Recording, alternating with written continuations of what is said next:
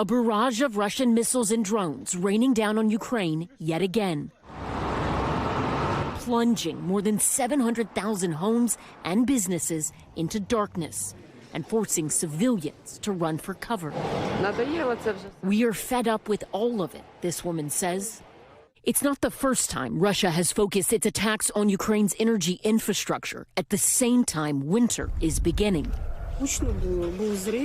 It was very loud. There was an explosion followed by 5 other explosions, Irina explains. There was a strong smell as if something was burning. We were confused, but we could not even come out. Everything was under rubble. Energy workers are scrambling to repair damaged facilities, working around the clock, even though they know the same facilities will likely be targeted in the days and weeks ahead. There he works at a turbine unit. Even though there are missiles close, he and his co-workers stay to make sure Ukrainians won't freeze to death without electricity.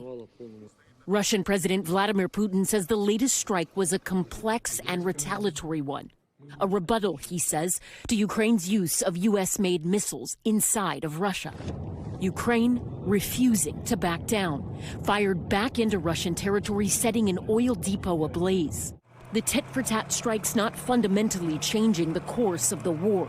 Ukrainian officials say they are still outmanned and outgunned, and Russia is now making the fastest battlefield gains since the early days of the full-scale invasion.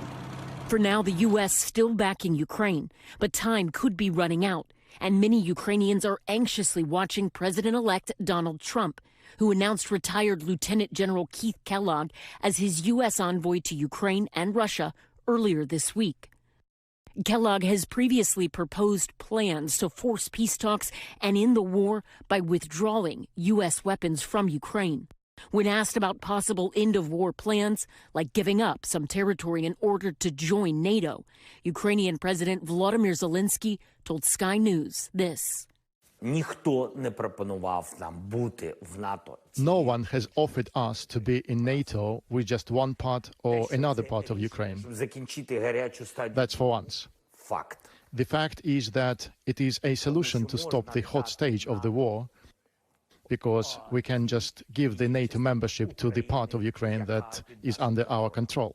Thanks for watching. Stay updated about breaking news and top stories on the NBC News app or follow us on social media.